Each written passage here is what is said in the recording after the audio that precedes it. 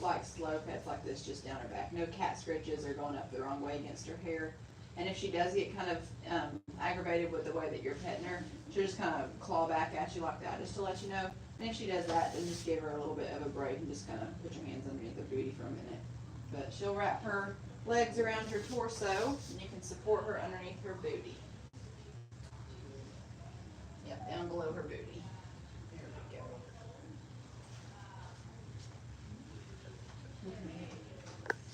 Hey girl, is that a sneeze? She's probably looking to see if we've got any food. Squeeze in here behind you.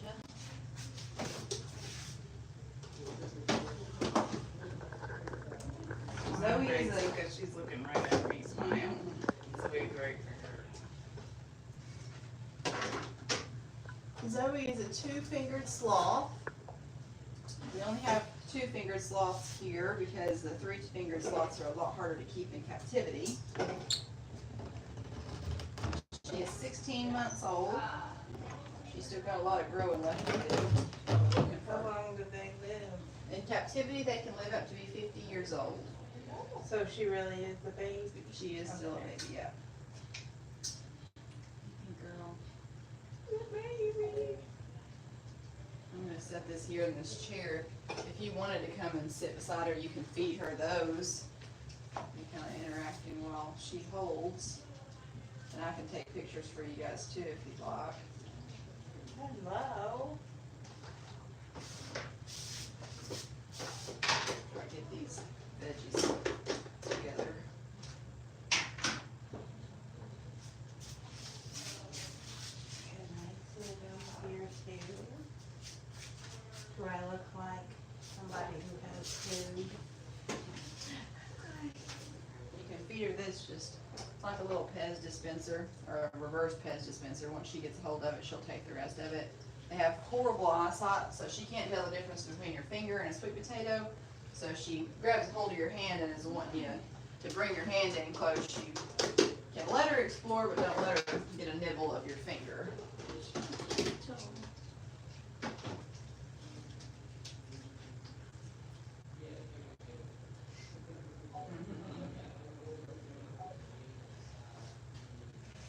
so excited.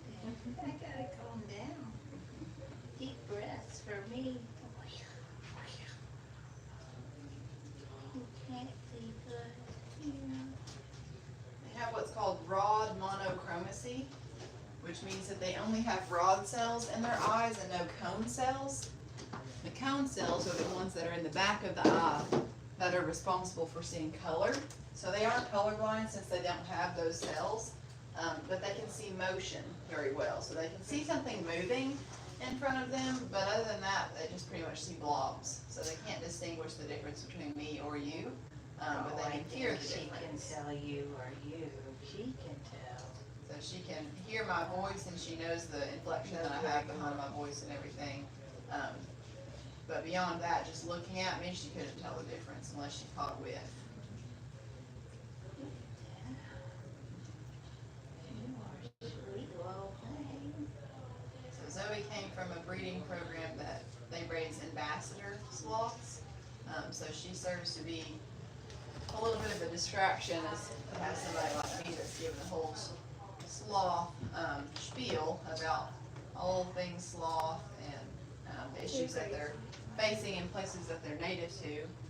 So if you were to hold, a sloth from the wild, go and try and hold one of them, it would be a completely different situation. She just doesn't know. Yeah, so it would be basically the difference between holding a house cat and a feral cat. So she obviously loves this interaction. This is what she likes to do.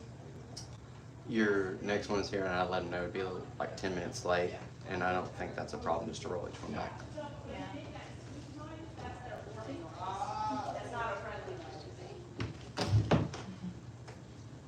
What are you gonna do when you're an old man or lady? This is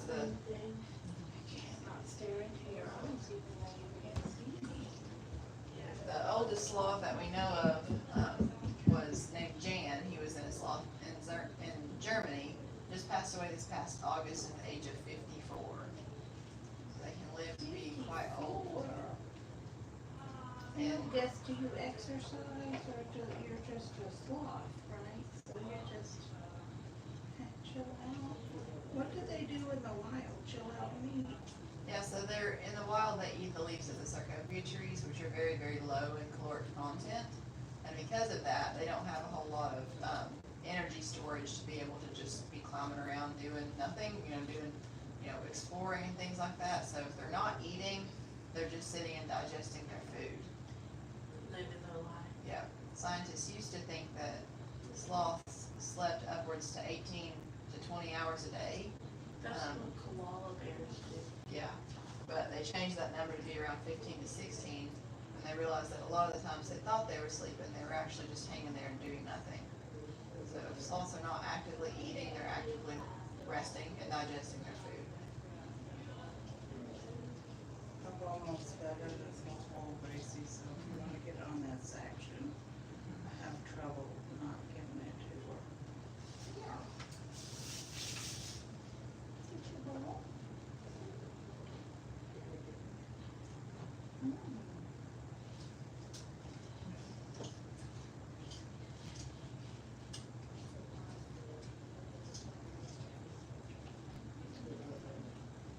Do you like people or are you just chilling out for some snackies?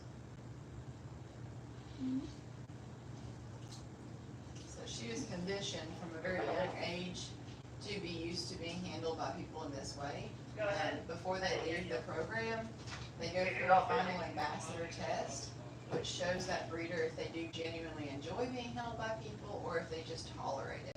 So Zoe does enjoy this interaction. If I'm gonna go in there and try to put her back into her hammock after something like this, she does not want to get off of me, and if I stand in there for too much longer after I get her off of me, she's climbing back the trees trying to get me to pick her back up. No. Because this is what she loves to do. So from a So very you young gotta be age, taken care of your whole life, cause you're not gonna go anywhere. Not also if they don't live here. nope, they're native to Central and South America. Where it's a lot warmer than it is here, or? Yeah, so sloths can't maintain their own body temperature, which is why we have to keep it constant 78 Plus degrees what? in here. Yeah. And if it drops much below that, then they're not able to digest their food because So are they a mammal? they are mammals, yes. But they're cold? Nope, they just can't, they can't, maintain their own body temperature, so we have to regulate the body temperature for them. I don't have any more. It's not a potato.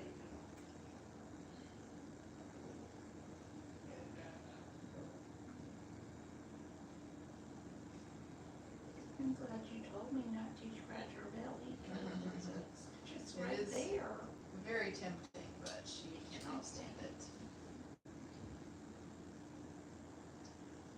It's hard for me not to talk like a baby, so.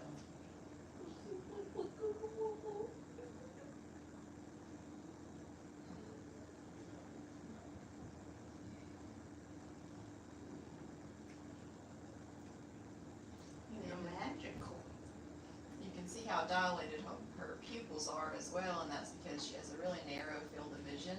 It's basically like if you were to cut both your hands together and look through it like a telescope, so she can't see something until it's right in front of her face. Hi. You wanna take a picture with me?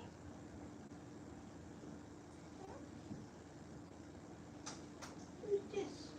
Did you see this person? How are you?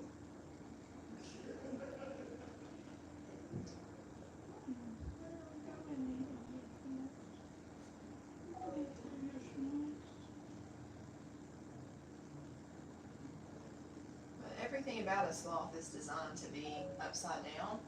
So even when they're in the trees, they are hanging upside down. They never go on top of the branches. If you see how her claws kind of U down and are curved like that, it allows them to be able to grip onto the branches quite well. So their relaxed state is our stress state, and our stress state is their relaxed state. So for them to be clamped down, it takes no work, no energy for them to do that. But for us, if we were to try to hold on to a branch for a long time, it would be pretty difficult. It'd take a lot of the muscle and energy for us to do that. But it's opposite for them. So to actually have to extend their claw out and reach for the next branch, that's what takes effort, that's what takes energy to do.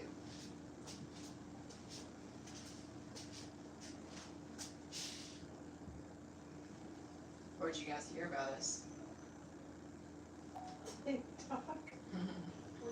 We did, When you did horseback riding Oh, first. okay, Yeah. I'm not sure how I feel about the sloth thing, but we had to. I was like, it's giving Tiger King vibes. But, okay, here's my money anyway. But, horseback riding was fun too.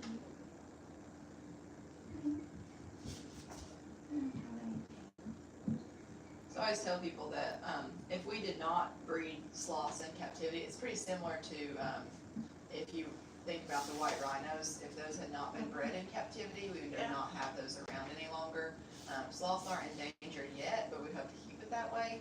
So the two-toed sloths are the ones that we try to breed in captivity to keep their, population up and be able to have ambassador animals like this where people can come and spend time with a sloth somewhere where they have been ethically bred to be like this, to be ambassador animals, and not go out into, a lot of times, places where they're Right. native from, cruise ship will go and board there, and the natives in the area will go out and take a sloth from the rainforest and go out and show it to the public. And, and after an event like that, a lot of things like, they'll scrub the moss and algae off of their backs, because that obviously doesn't look the best in pictures, but that's natural, that's something that they need in the rainforest to provide them camouflage. But they'll take that off, oftentimes they'll also pull their teeth so that they can't bite people.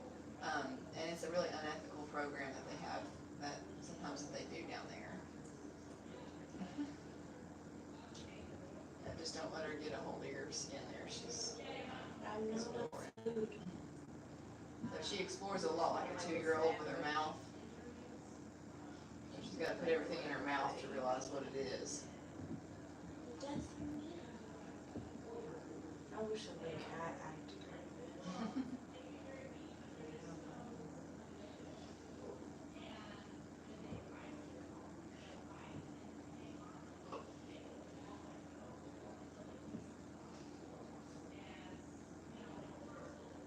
How long has this place been here? So we've been open to the public for like 3 years now, but it started out as just a lodging facility. So we had the covered wagons and the cabin down there and everything. We offered horseback riding and things like that.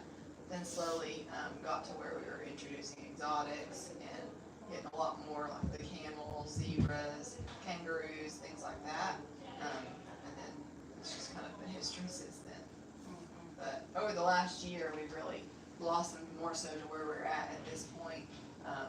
Beforehand, we just had a few of animals like horses and donkeys and things like that. But here recently, we've picked up a lot. This place is beautiful. If it wasn't for the sloth, I wouldn't have learned about the horses. like a giant petite. It's been about half the time. If you guys wanted to switch over, did you want to hold at all or hold for just a little bit? Do you want to be able to pet her more, or you want to hold her?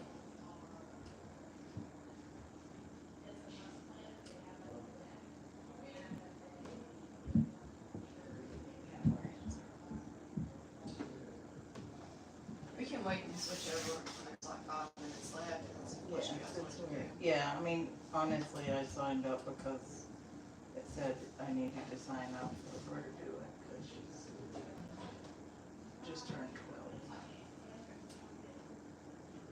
So, You can hear that squeaking noise as she's opening and closing her mouth. That's her teeth grinding together. They actually sharpen just a little bit every time that they do that to keep them sharp enough to be able to grind down the leaves and things that they eat. So their molars are even sharp all the way in the back of their mouths, and they line up just right to be able to grind down their food.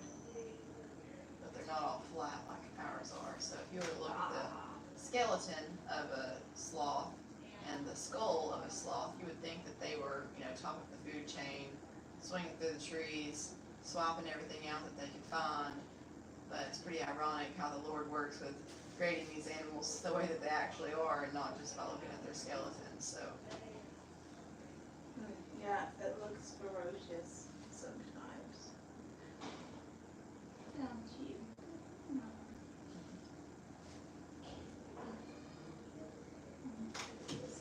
Like the cat running over my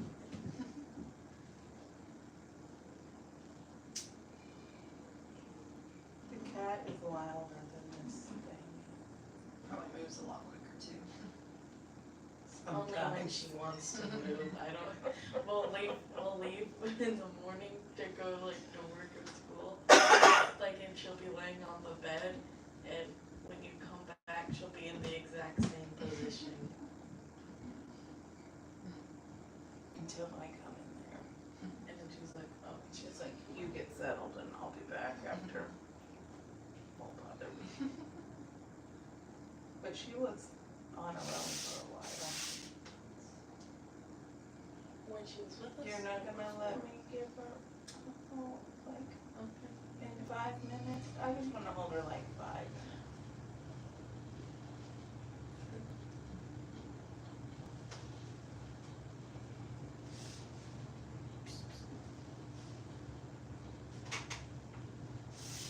That's it. Tell us some more. Are you talking to the sloth? You know, I'm telling you, and I can't not look at the clock. We're on a timer. So, everything about a sloth is designed to be upside down. So we talked about their blocking mechanisms in their hands or in their claws, but everything from their circulatory system and their digestive tract is also designed to be upside down. So a sloth can actually hold on by both of their back legs, their back feet to a branch, and reach all the way down to another branch to try to get some more fresh leaves. And they can eat that, and it's basically defying gravity. So if that were to be me, if I were to try to do a handstand and eat some food, it would not work out very well for me because we have two-way valves. But sloths don't have the ability to vomit or regurgitate their food. So they can eat just fine hanging upside down like that. Their circulatory system also has a specific design to be able to slam close certain valves and pump harder as needed. So all 4 of their extremities at times are up in the air. And think about for us, if I was to try to hold my hand up like that for like 5 minutes, yeah, all the blood would drain down out of it. Their circulatory system can pump and adjust as needed to the position that they are in the branches and not allow all of that blood to pool to her head. In the wild, they also have a relationship with the sloth moth that lives in their fur. So there's a symbiotic relationship between the two, meaning that both parties benefit. So the moth benefits because once a week when the sloth comes down to use the bathroom, they go to the same pile that they did the week prior every time. So the same tree, same side of the tree, to the same pile that they did the week before. And in that pile, the moths will come down and lay their larvae. That larva will develop in a week's time when the sloth comes back down. That larva will be developed into new moths that will climb back up onto the sloth. So it benefits the moth because there's a transportation to and from their breeding ground, as well as all throughout the sloth's fur is moss and algae that the moths will eat. And then it benefits the sloth because when they groom themselves, they lick up a portion of those moths, and that's their protein source in the wild. So they'll eat a variety of small bugs and insects that are on themselves as well as on the leaves that they're eating. And they'll also lick up a portion when they're grooming themselves of the moth's waste, and that will be the bacteria where they will digest their food. So sloths don't digest their food through an enzymatic process like we do. It's through a bacterial process, and it requires a specific bacteria to be able to digest their food. And how did they get that? Yeah, in Here. the wild, they can How did they get it when they're not in the wild? Yeah, they constantly can, replenish that stock in captivity or in the wild by licking themselves and grooming themselves. But in captivity, since they don't have those moths, kind of beckons the question, well, how do they even get the bacteria in the first place? And that's on day 3 of the sloth's life. The sloth will climb up onto the mother's chest and lick the mother in the corners of her mouth. And when the mother eats, her saliva mixes with her food and it kind of bubbles up in the corners. The baby will lick that and get the bacteria that the mother has in digestive tract also is in her esophagus and in her mouth.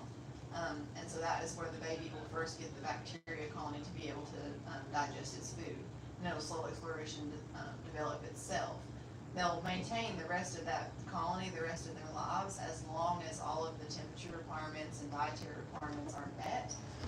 If something like the temperature was to drop below what the requirements are, some of that bacteria may begin to deplenish. And if that were to be the case, it would be pretty difficult for the sloth to digest its food. And since they don't have the moths that live on them like they do in the wild, they can't just turn around and lick up, more of the bacteria to kind of help them out. So in that case, it's good that we have 3 sloths, because if we ever need to do a fecal transplant, that's the best way to be able to replenish the bacteria colony that the sloth needs to digest its food. So it sounds pretty gross, and it is what it is. I'm gonna Google fecal transplant. I want to know what that is right this second. Yeah. But that's the I know. best way to do it. So, did you guys want to transfer over there for the last couple minutes? Let me go for just a second. I'll get her and I'll transfer her. If it doesn't disturb her, She's pretty. pretty. That is fun all the first. Oh my gosh.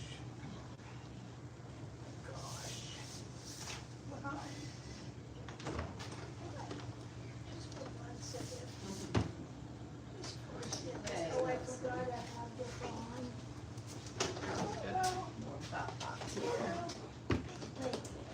Let's not do pizza snacks at the next one. Hi, that's how you're coming when doing this wrong. Babies usually think I do this one too.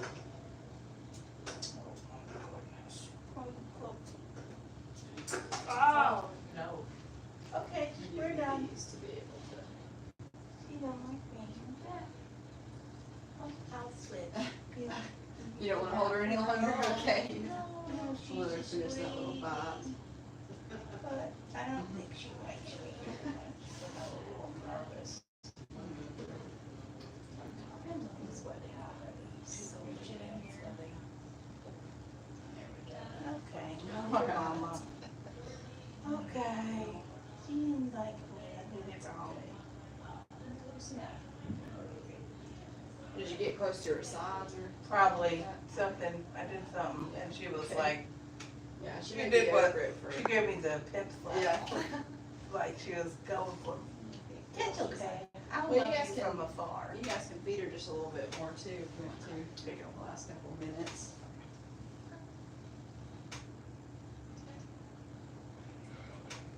Says, oh yeah. Taste the stuff.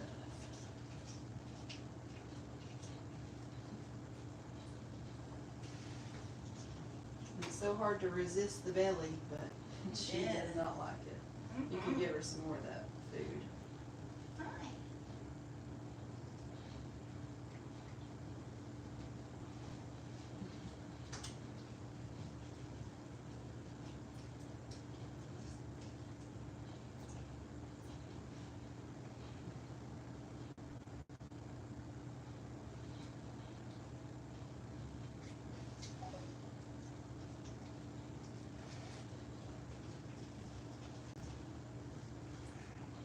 That looks like a picture from a commercial.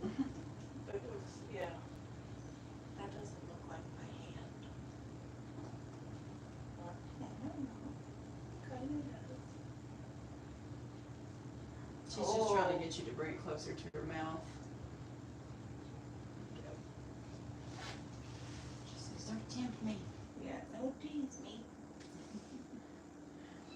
How sweet. Give me that food or I'll karate. Alrighty. Well, if you guys are all Okay. finished with her, we'll come out and look at the hand sanitizer one more time. We've got somebody right after you too, so we'll look and see if they're ready.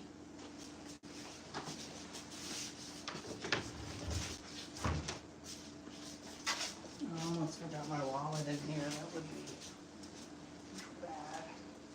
Alright, we'll put that hand sanitizer on board.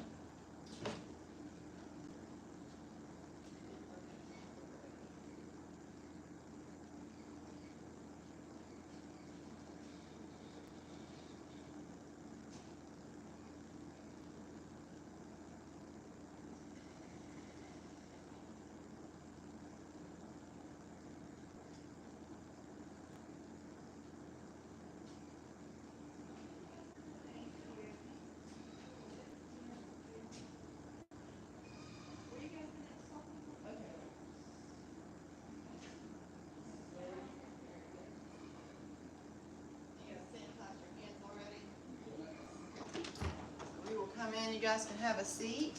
Okay. And do we know who is going first? I can go first? All right. This is for Bobby. So Zoe likes to be pet in a very specific way. Okay. Sometimes she gets a little bit exploratory like this, and it's kind of hard to pet her because she's just looking around everywhere. But just not slow pets just like this when she's up against you is all she really likes. She doesn't like to be, pet up against the hairs or the cat scritches. She doesn't really like that.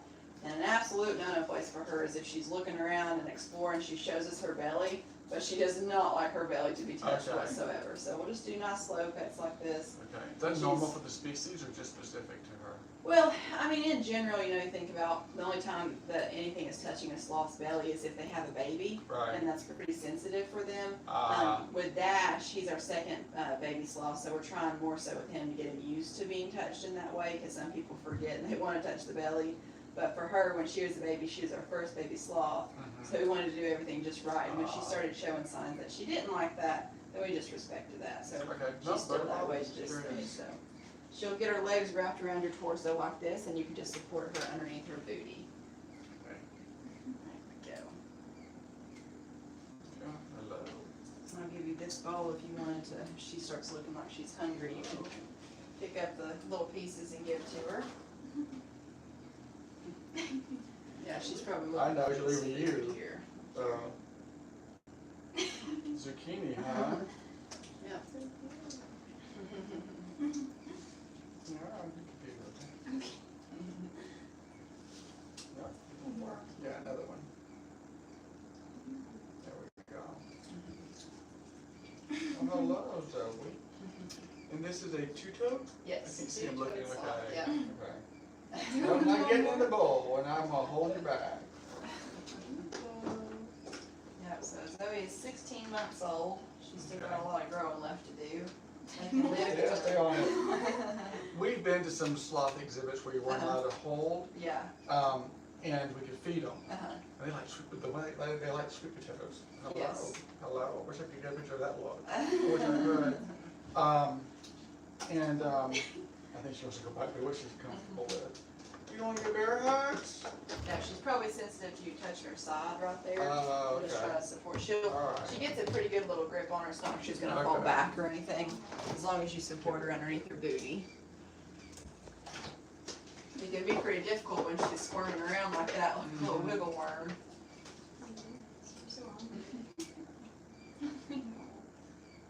No, but we've been to some to where they've been very active and hungry, and then some where they're just not waking up. Yeah, and they all have their days too. I mean, they get I'm not kind of touching to your be side on or a- anything. Just on a touching- routine where I they think they're know looking for who you're comfortable with. they know what time that they're gonna have interactions, what time they're gonna eat, and how to take naps and things like that. Want some potatoes?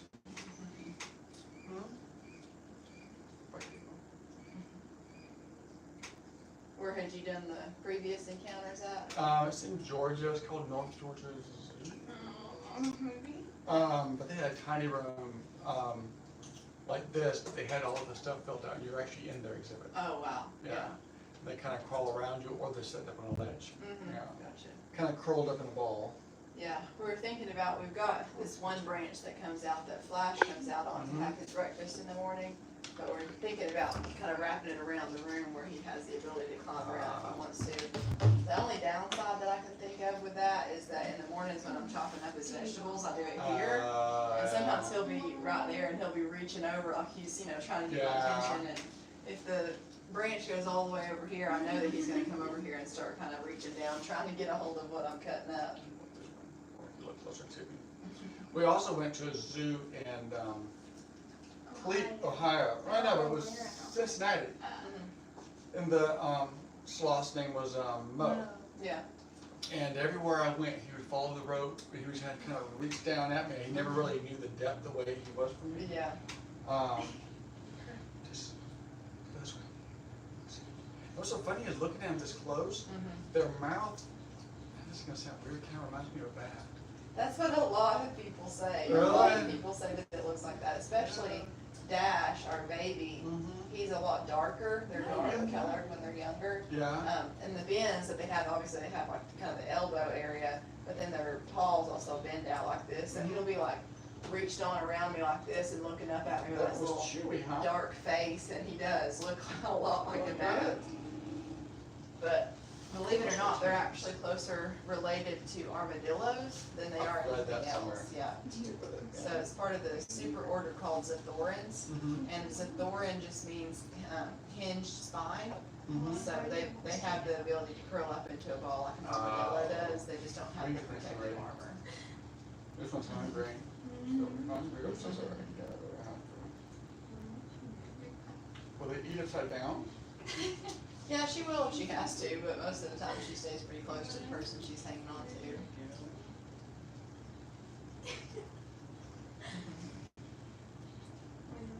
And they have the ability to eat upside down like that because they only have one-way valves into their stomach, not two-way like ours are. So we have the ability to vomit, but they can't vomit or regurgitate their food, which allows them to be able to hang by just their back feet, reach all the way down to a lower hanging branch, and get the fresher, better leaves that may be down there, and still be able to swallow them. But I don't think that if I were to do a handstand, I would be able to swallow much food. Yeah. But they do have the ability to do so. No. Yep. Just eat. And then sleep. Yeah. So if they're not eating, they're just resting and digesting their food. Sloths don't feel like they have to constantly be doing something like a lot of us do. Now, if you were to tell me to sit down and do nothing for 2 hours, I'd get pretty stir crazy pretty quick. But for them, their diet is already really low in calories, and because of that, they don't have the energy storage to be able to, do much other than eat and sleep. So scientists used to think that they slept upwards to 20 hours a day, but they've recently changed that number because they realized that a lot of the times that they thought they were sleeping, they were actually just hanging in the tree and just resting and digesting their food, and not actually having their eyes closed. I don't think I ever knew how much their eyes came out of their sockets either. You know, if you get close up to them. Yeah. You're just chewing away. That's something you do fast. Yeah. Chew. Yeah. And she just went to the bathroom last night, and so she is making up for lost weight. Lost weight. Yeah, so they only use the bathroom once every 7 to 10 Am I touching your days. side? I didn't think I was. She's getting a little bit exploratory. So you change the direction. She's the whole ball. There we go. If I can get you straight, I won't be touching the wrong part of your back. Yeah. Sure. Well, I see where your back is now. You are turned on. Yeah, now You she's switch. looking under your arm, like you can see that she saw the bowl back there. So you can imagine that if you only use the bathroom every 7 days, that's a major amount that she's expelling. It's about 1/3 of her entire body weight. Wow. So it is massive amounts, not just solids, it's liquids as well. So she's trying to replenish that stock that she lost overnight. So usually the day right after they go to the bathroom, they're pretty hungry. So today's that day for her. Wow. But on average, they eat about 10% of their body weight a day, unless it's like right after they've used the bathroom. They get pretty ravishly hungry. Camel, that is calling for you again. No, The one that's hollering out there is Prince Ali. oh, He's the white camel. Oh, yeah. Yeah. Oh, that's when I had the sign, the name Ed on the door. Yeah. Yeah. I know, we need to change that, because Ed and Naboo used to be in here, Uh-huh. but they got so big that they like would not be able to keep fitting in in the stall. So they were tall enough to where they couldn't stay in there any longer.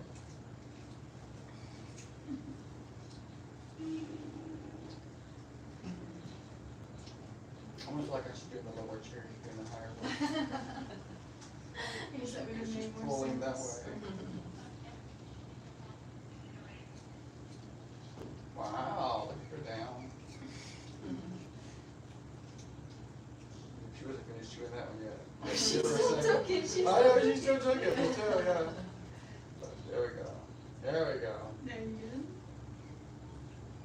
go. Where were you guys from? Good line. Oh, okay, not too far. Not too far at all. you guys stay in here or just come down for the encounters? It came with the encounter. Yeah. We're just doing the sloth, or did you have anything else today? Just the swap. Yeah. Yeah. Yes, ready. We are ready. You're getting closer to that ball.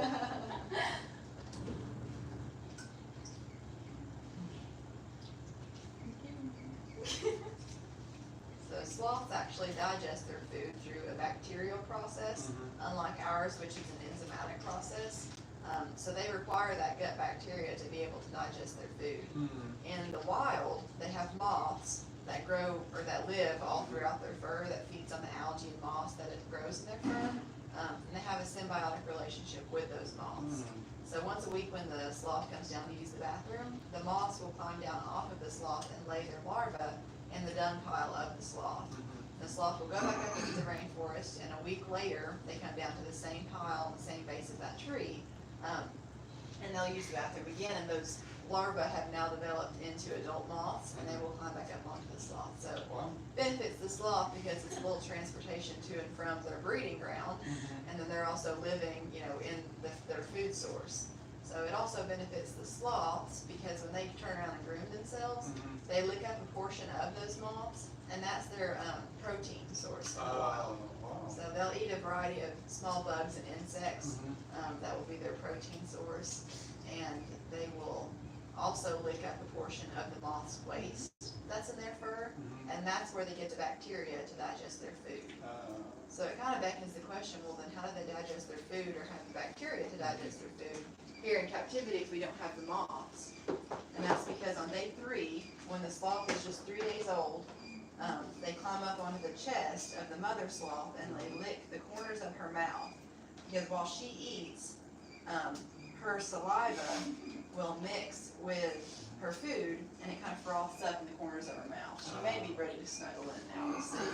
Get her in. I'll put these here just in case. Well, I but think she she may- knows was out, we got her food. Yeah. So now she's, I'm gonna take this here, and maybe she'll be relaxed oh, here you're for a minute.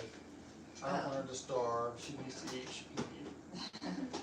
She has plenty of opportunities to eat through the day. She's a snacker for sure. That is her happy place Hello? there up on Uh-oh, around there's I. somebody's shoulders. What? I'm moving. I was trying to get you in the picture. There you are. But when the baby licks that saliva that's on the mother's mouth, that's where they first get a little bit of the bacteria to start to begin to make their own bacteria colony. And the sloth will keep that bacteria colony the rest of their lives, similar to us, unless we were to get out. She may be going for your glasses. I got him. I got him. I got him. No. Yeah, she likes to You look want around me? and get. She is a little exploratory girl. That's all right. But yeah, it's similar to if we were to take antibiotics, it kind of kills off some of the bacteria that we have in our gut.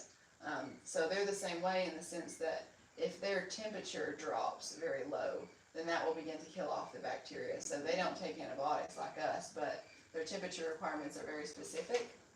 And so in here it's a constant 78, 79 degrees.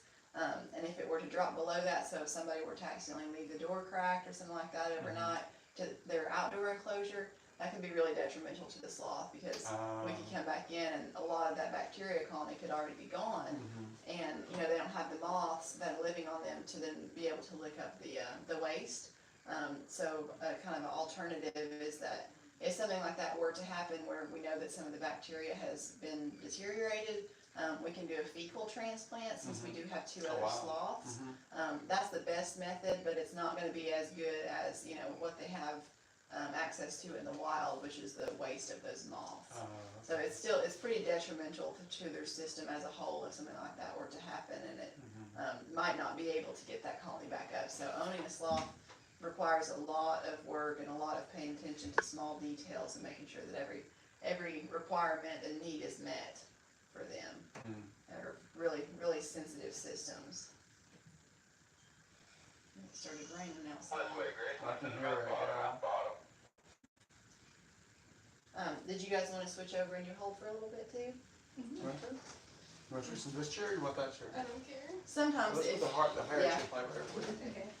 So I will take her from you Okay. and transfer over. Girl. Can I have your glasses? I will do it. So, Ooh, that sounds heavy out there. So what? It seems like it's very rough outside. Yeah. So she will get heavy. So put both your arms together like this, is what I said. Okay. Or just start, you'll eventually do that, so I said, that probably. So she will wrap her legs around your torso like that, you know, to support her underneath the booty. How do your camera, do you use mine? You want to use yours? Oh, I found it, I figured it out. Go. I think I did. The good news about the storm is, asked her, what do I tell her? I'm gonna have to use mine. But hello there, how are you? Can I take a picture? No flashes, I promise. None at all. Hello, all you move, this is a cute picture. Like, I know there's a camera came out.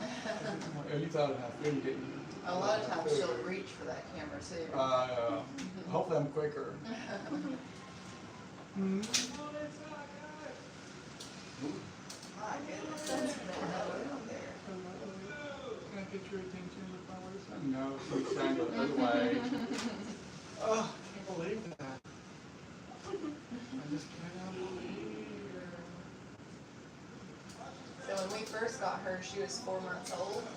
Very, very small. So she was smaller than that stuffed animal that's inside of there. She was about half that. And she was trained at first to know that when we said the words not, and we showed her that stuffy, she would transfer over onto that stuffed animal. And then we hand the whole stuffed animal over to the person, and that's how she would transfer. So I was reading the text message. Hello. Oh, they got it. Dr. Another one, you want the camera? Oh, come on, come on.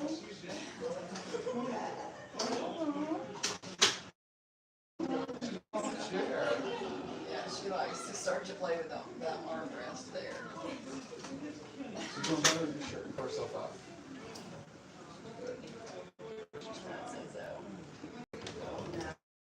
Oh my God.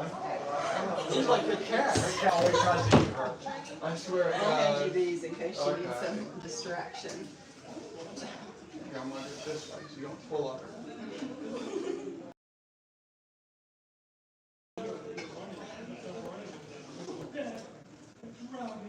Thank you.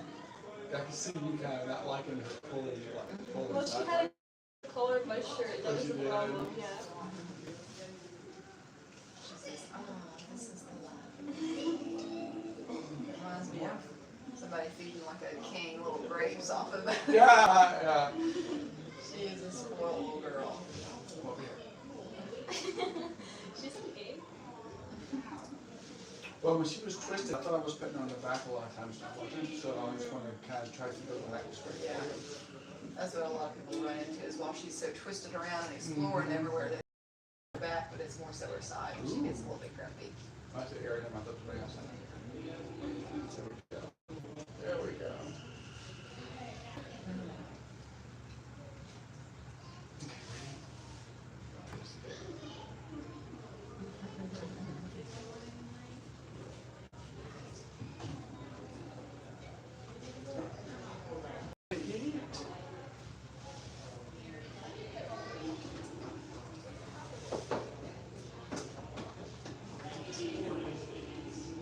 And the thing about sloths too is that it takes their digestive tract about 30 days to fully digest everything that's in it from start to finish. So because of that, they have an internal kind of an off switch that they can just flip as they need to. If they start to back up, their system starts to back up with the food that they have in it, Last one. they can turn that off and they won't have to eat anything. So she can eat ravishly, obviously, as long as she's hungry. Oh, you want more? Well, I'll give her one. Here. Girl.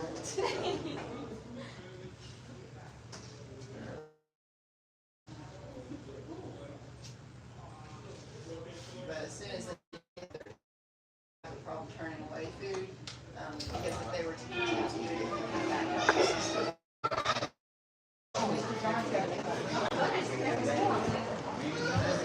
All right, guys, this is our next animal to see. This is a coati. This guy is the exception to see him touch him, pet him, hold him. This guy likes shiny things and he tries to relieve you of them. He especially likes rings and watches and cell phones. I'm trying going to teach them what the Rolex symbol looks like when it's progress. So this guy is a coati. In Mexico they call him coati, which means the lonesome one. This guy is a South American, Central American cousin of a raccoon. Technically North American too, they're all over Mexico. And if you look at the long sharp claws on this dude and the long wiggly nose, it tells us he likes to dig into the ground to find stuff to eat. He also uses these big old claws to pull the bark off of trees to get termites and things under the bark. That is as short as his claws can be groomed, so it took him a little while to learn to walk without taking my skin with him. This guy is an arboreal creature, meaning he meant to live in the trees. He can run up the walls of this building just as fast as he can run across the floor. He can run down a tree as fast as he can run up the tree because his feet will go entirely backwards and he'll run head first down the tree, backward feet, just as fast as he can run across flat ground. This guy likes to eat absolutely everything. He would be called an omnivore, means likes to eat everything. In the wild, he uses those long, sharp claws and wiggly nose to dig down into the ground to eat bugs and grubs and worms. He would eat any small lizard or amphibian he could get his claws on. He would eat any mammal he could catch a hold of. He likes to run up the trees and go looking for bird nests and squirrel nests and try to find things that he might get a hold of in those. In captivity, his very favorite things to eat are hard-boiled eggs and, easy on the claws there, dude. Hard-boiled eggs and grapes and blueberries. He likes superworms and he likes to eat boneless, skinless chicken breast, boiled, not fried. He likes to eat pizza, but he won't eat Little Caesars. And he's a cool little guy. He was bottle raised in the living room until he was about 8 months old. The end of his in-the-house career was when he discovered that there is no childproof lock that will keep him out of anything. And reloading the cabinets 2 or 3 times a day gets pretty old pretty quick. And he likes to run all the way to the top of the vaulted ceilings and see what will make the loudest crash when he drops it. So now he lives down here. And this one is a pet animal. The two next to him are a breeding pair. We believe we'll have a very small baby, one of these like this, pretty soon. And the reason we think that is the last time that our female in there had a baby, she turned gray about a month before she had a baby. And she turned gray about 3 weeks ago. So we think that we'll have another baby in maybe about a week. And she also turned super lovey right before she had a baby, and super not lovey right after she had a baby. So we're enjoying the super lovey right now up until that will suddenly and abruptly change. So these ones, coati. Hello?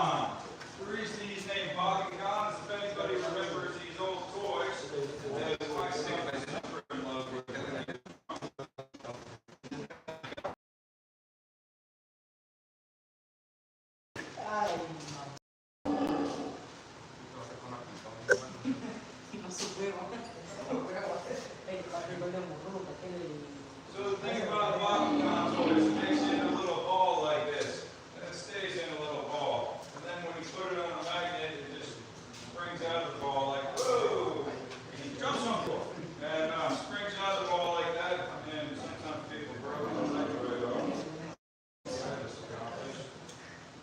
But anyway, this is a Bakugan toy. He stays in this little ball until he gets on the magnet, and then he jumps right out. I think he just jumped his last jump.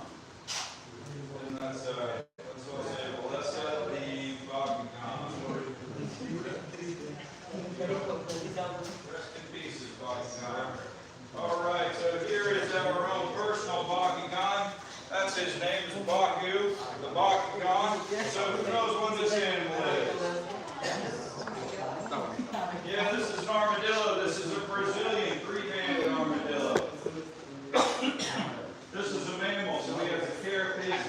shell. Reptiles have shells, mammals without a carapace. So if you look at the little star-shaped patterns on this guy all over, those are little bony plates. And then just like his 1, 2, 3 moving bands are held together by bands of skin, all these little plates are held together also by bands of skin. But the bony plates in the skin is sufficient to stop a shot from a small caliber pistol. So, but if you look closely, you can see the little hair over him, because this is skin and bone, not a shell. Shell obviously wouldn't have hair sticking through it. And you can feel it, and where the skin clearly is, you can feel the skin. And then the rest of it, this is where the bone is. And the reason that this guy is called Hawk Mountain, I'm bring out this ball in just a minute here. So there are more than 50 breeds of armadillos in the world, and there are only 2 that can make a complete ball like this one. If you were going to see this guy in a Disney movie, that would be El Dorado. So this is his head, and this is his tail, and he makes a complete ball like this. But then when he comes out, he just springs out like the little Bakugan toy. Just like a little animal.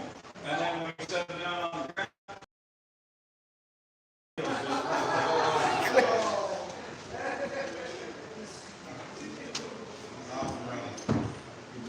off to the races. Yeah, they tell me this guy, the biggest this guy can hit is the size of a soccer ball, able to run 30 miles an hour, able to jump 3 feet straight in the air.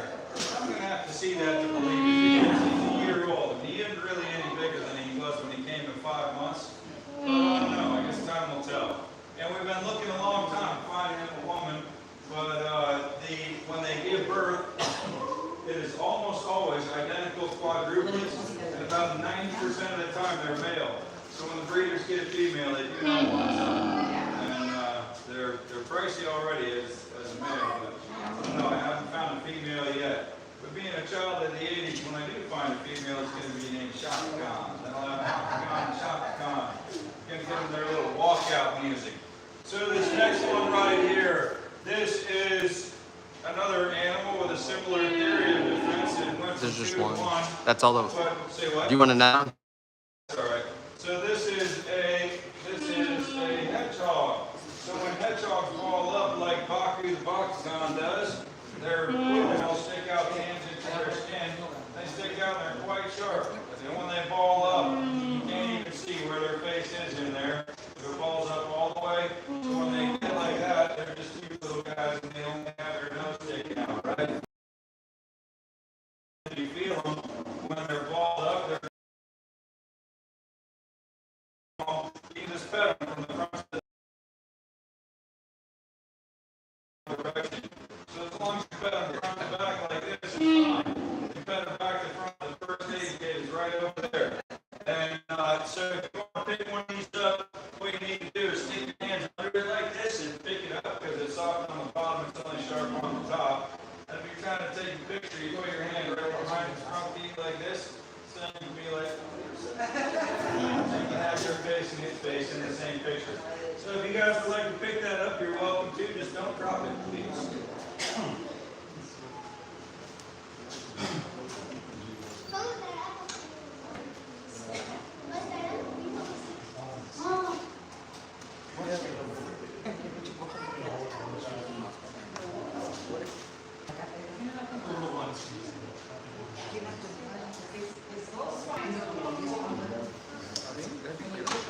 Alright guys, this one is an albino hedgehog. So the albino is always sharp. Even when it comes out of its little ball, it's always sharp. But this one, you can see the way they are when they're balled up. You're not getting to this thing, right? So, but when it balls up, you can see, if you want to feel very softly, if you want to feel its quills are sharp like a sea urchin or something like